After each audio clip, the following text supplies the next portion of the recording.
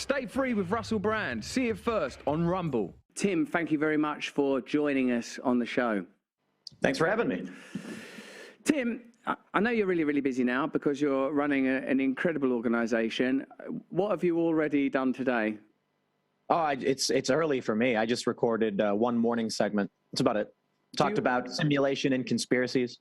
Do you mind doing stuff like this, or do you sometimes feel a little bit beleaguered? Do you mean like doing these kind of interview shows? Yeah, doing other people's stuff. Yeah, I would say beleaguered is probably the right word. I get requests frequently, and it's just hard to do, I suppose. I mean, maybe back a few years ago when my channels are growing, I'm excited. You know, everyone's hitting me up. They want to talk to me, and I'm like, these are opportunities. Now it's my schedule's so full. It's like, oh, man, who wants to, oh, geez, Russell Brand? Oh, definitely for Russell. You know, so I'm here.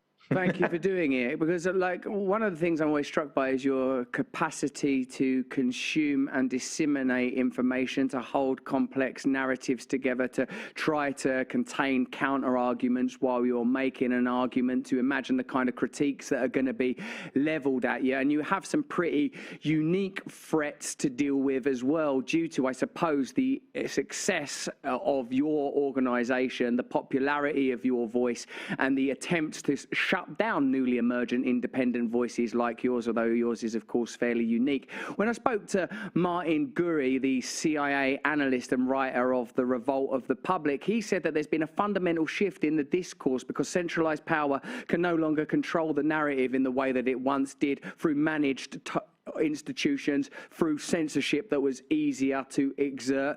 How do you find, and he indeed said that the terms of left and right are becoming, in a sense, defunct and more diffuse because it's now easier to view power in terms of centralized power versus peripheral power. Where do you find yourself as an independent journalist who reports continually on stories that, in a sense, require a trans-political coalition if ever there were to be a movement to change them? And how do you manage that space? And good luck, Tim. It was a big question. No, that was a lot there. Yeah, I mean, sometimes I go back and forth. Do the establishment, authorities, powers have control over the narrative still, or is it a sinking ship? And I kind of feel like maybe it's a sinking ship, but as we've seen with the Twitter files, as we've seen with Facebook, YouTube, and their censorship, they're still able to manipulate the system. So maybe back with the emergence of the internet and the expansion of its popularity in the late 2000s with social media into the 2010s, they had lost control. You end up with a president, Donald Trump. But I do feel like over the past few years, they've been continually centralizing control to reestablish narrative control. Now, that being said, I wonder if still it is just a sinking ship and they're desperately grasping at straws. So I'm not entirely sure. It's hard to know. I mean, we're on the outside, or at least I am. But I think for the space that I'm in, you can look at it one of two ways, especially as you mentioned, left and right seemingly don't mean anything anymore. There are many people on the right that are, you know, diehard Trump supporters or nationalist ultra MAGA who say that, you know, I'm a milquetoast fence sitter, a do nothing, who it doesn't do enough to actually get people active. Then you have more moderate individuals and maybe more conservative individuals saying, well, you know, I watched him and then I sort of opened the door for me to look into other things. And then you have the left, which just argues that I'm far right or whatever. But in the space that I'm at, you know, I said this earlier. I recorded a segment earlier, and I said, I try not to be someone who knows things. I'm doing air quotes when I say that. And what I mean is, I don't want to come out and just say outright, hey, I saw this video on the internet, therefore I know for sure, when internet video can be faked, especially now with deep fakes and all this AI stuff. So when we see these stories about, you know, there's an interesting story pertaining to the Ohio train wreck, that the CDC just updated its toxicological reports on vinyl chloride 1 month before the spill. And, you know, obviously people then jump to the conclusion, you know, it must have been staged. It must have been planned. Why would they, a month ago, update this report for the first time in 17 years? And then 3 weeks later, you get a train explosion, vinyl chloride getting burned off. And, you know, maybe. I'm not going to tell you I know for sure there's a conspiracy. That's kind of my point. I think there's a lot of people in corporate press and independent media who will just outright say, therefore it is true. I try to avoid that. And because of that, you know, the joke is that I'm a milquetoast fence sitter. Yeah, which I would see, in fact, instead as retaining credibility and journalistic integrity, because one of the continually leveled accusations at people that operate within these spaces is that they are conspiratorial, is that they are reactive, reflexive, visceral. I suppose because many of the people that have succeeded in this space, perhaps early on, have been defined by an evangelical component. Perhaps the first wave was defined by Alex Jones, whose imprint looms large as an alternative voice, who in his kind of, I would say, in his caroming evangelicism, allowed himself, now demonstrably and legally, to enter into territories that were complex. So I feel like having, because it's one of the questions I sort of ask of myself. On one level, I like the reporting to be incendiary. I like it to be emotional. One of the things about the conventional liberal establishment that I don't enjoy, or the traditional left, is a kind of piety, earnestness, a lack of emotion and connection. So I do enjoy investing the stories with emotion, but I feel that there is an absolute necessity for journalistic diligence, and it's certainly not a claim that I'm making personally, because I work in an entirely different way than you do. I know that you're much more responsible for the creation of your content. I'm lucky to work with some great people in developing the content that I create. But do you feel often that it would be easier if you took a deliberate stand, or do you think inquiry and a general anti-establishment position is sort of strong enough, and that does your journalistic integrity require that you stay within certain lines? I think I can't assert things that I don't know or believe. And I know there's a lot of people who do. I know that you can see the fall of some once great independent media establishments. I'm not going to name any, but they used to be considered truth tellers. But then over time, they realize where the money is and how to make money. And I said this back in 2011 during Occupy Wall Street, when I'm getting a bunch of attention. I get all these activists saying, oh, Tim's a real journalist. He's telling the truth. And you know, not like the corporate press and all that stuff. And I said, it's only a matter of time before you will turn on me and say the exact same thing in the inverse, that I'm a corporate shill, or that I'm a liar, or that I'm a spy, or something like that. Because when the narrative supports their political agenda or tribal ideology, then you're a truth teller. But when the narrative doesn't, then you're a shill. And sure enough, that happened. It happened with, you know, the 2016 election. There was a shift happening. I'm posting on Twitter. I'm saying the same thing. I'm like, look, I'm not going to sit here and just condemn a guy I don't know. Hey, Trump didn't really say that. Hey, you're lying about that. And then all of a sudden, the narrative changes to these activists who once said I was the real journalist, saying, wow, Tim Pool sold out and now he's shilling for Donald Trump. And I'm just like, well, no, it's not that. It's that Donald Trump literally did not praise white supremacists. That never happened. But Joe Biden launches his campaign on it, 2020 or 2019 or whatever, and they believe it's true. Therefore, I must be a liar. And I think I often say this to all the people who now support me, it's going to be the exact same thing. And I think to varying degrees, I experience that all the time, where if I come out and say, hey, this thing that you desperately want to believe is true, there's no fact to support it, boy, do they get mad. And then there's like an ebb and flow. But I imagine the end result of this is just going to be the hyper-tribalized individuals will just hate me no matter what. And that's basically what's happening. And then there will be middle-of-the-road people who are looking for, I don't know, a more moderate assessment, who will keep following me. During the 2020 election cycle, I mean, the amount of views that I was getting were absolutely insane. We were getting about 120 million hits per month across my channels. And then, of course, Donald Trump loses the election.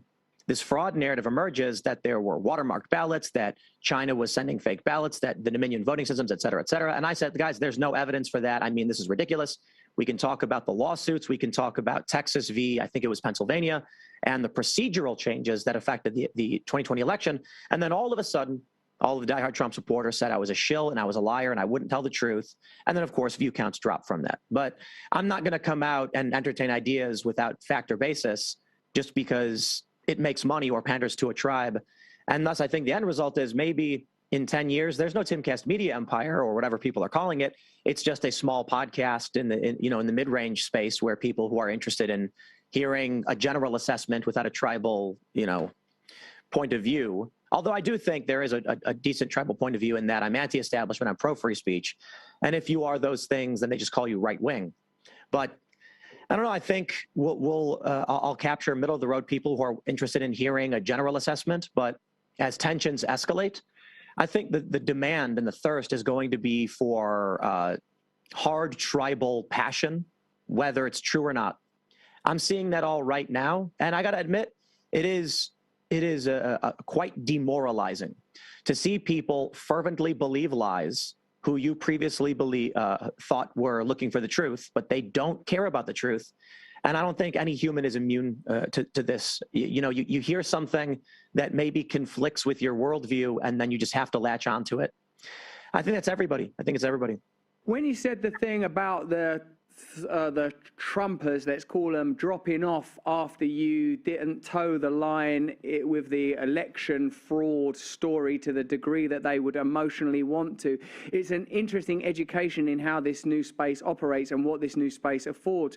Clearly, economically, there is the possibility of creating and garnering kind of closed-loop media audiences that will remain devout as long as you continue to feed them the stories that they enjoy. And as you say, it's clear that those kind of organizations are emerging. And I must say, I feel the presence of that pull. Even when it comes to thumbnails, titling, you recognize there are certain narratives that are evocative and provocative. And I guess the sort of line I feel myself walking is, how do we harness this necessary, authentic, and legitimate anti-establishment sentiment without falling into what I believe are the traps of some of the less savory tropes that tend to be alloyed with some movements in that space?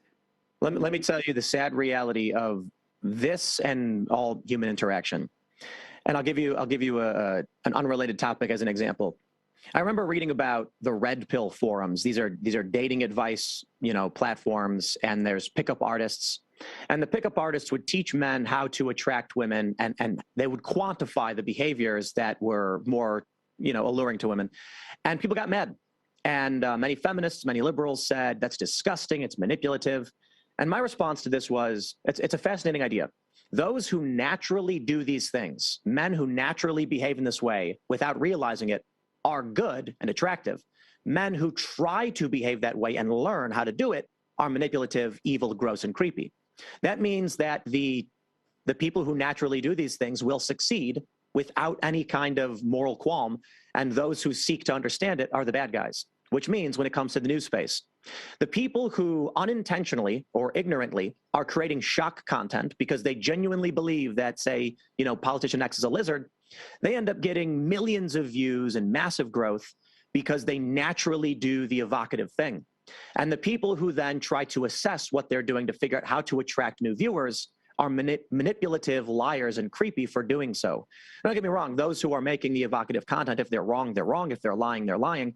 But I think there are many people who genuinely believe they're telling the truth that are going to get millions of views, make millions of dollars.